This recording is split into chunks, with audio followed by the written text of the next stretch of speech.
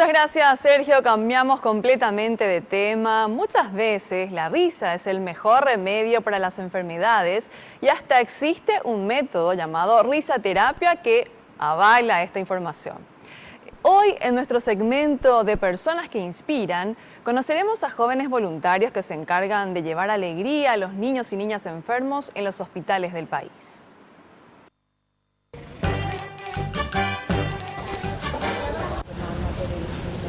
Inician con una plegaria por los niños y niñas que se encuentran en esa difícil situación, también pidiendo que su trabajo llegue a los corazones de los niños.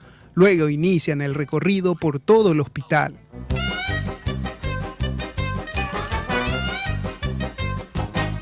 ¡Wow!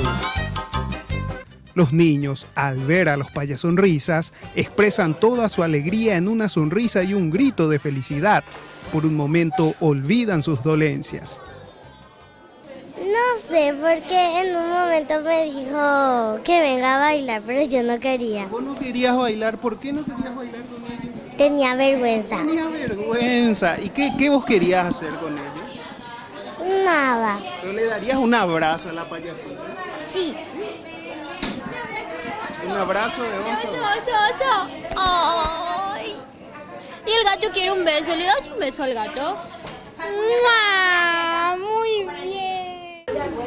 Los voluntarios mencionan que ver el rostro de alegría de un niño es suficiente recompensa. Para mí algo hermoso, algo mágico, algo inexplicable. Me llena de satisfacción, de amor, de mucha alegría, y verla a ellos sonreír, disfrutar por lo menos un ratito, para mí es algo mágico. El cocodrilo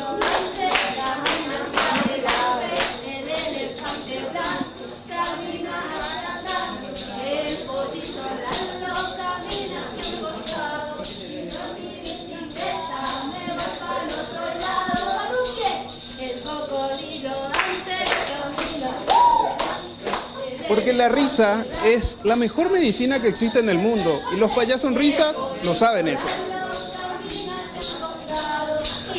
Payasonrisas inició en el año 2011 con el propósito de acompañar a los pacientes en sus procesos médicos, pero a la vez animarlos a generar cambios positivos en su estado de ánimo.